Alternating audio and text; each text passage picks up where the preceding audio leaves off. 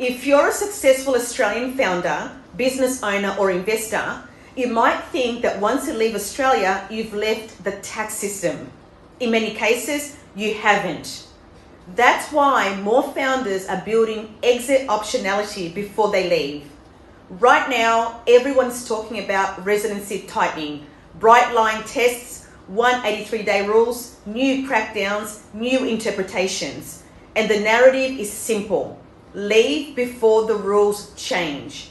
But that advice is only part of the picture. I'm Vina White, CEO of WellSafe, and what I want to show you in this series is this. The risk is not tightening rules. The real risk is building your exit strategy on weak foundations. Let's address the noise first.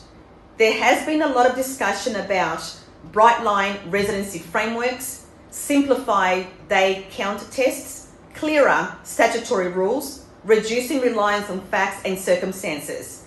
That's what people mean when they say Australia is tightening the residency test. But here's the reality. Australia still operates primarily under the resides test, the domicile and permanent place of abode test, the 183-day test. The system is fact-driven, not a single mechanical switch, which means your structure matters far more than your passport stamp. And strategy matters more than ever. Many founders and business owners are hoping for or fearing a bright line rule, something like spend X amount of days here and you're out. But residency has never been that simple. And even if future reforms introduce clearer thresholds, the underlying question will still be the same.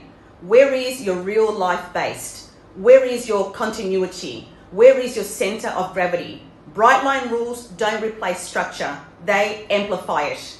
Now, this becomes important for founders and business owners who want optionality and choice. Most of my clients are not leaving tomorrow.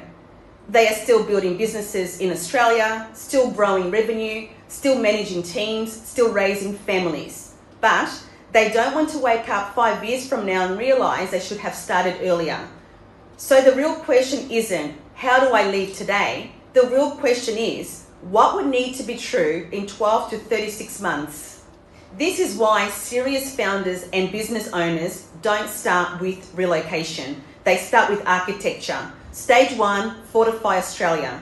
Before we even discuss non-residency, we review trust structures, company architecture, Division 7A exposure, capital gains positioning, succession vulnerabilities, asset protection gaps. Because exit magnifies whatever already exists. If your structure is weak today, it will be fragile offshore. Stage 2, design the offshore bridge. Once the foundation is strong, we model what residency would require, what continuity factors matter, what timeline strengthens your position, what documentation supports your case, what sequencing avoids capital gain tax disasters. We don't deploy it, we design it. That's optionality. If residency tests become clearer, if bright line thresholds emerge, if enforcement increases, then founders and business owners who strengthen their structure early will remain calm. Founders who relied on assumptions will scramble. Tightening doesn't hurt planners, it hurts improvisers. This series isn't about escape, it's about structural sovereignty. In episode 2, I'll break down the 3 residency tests and why most Australians get this wrong. If you're thinking about leaving Australia in the next few years, this is where it starts.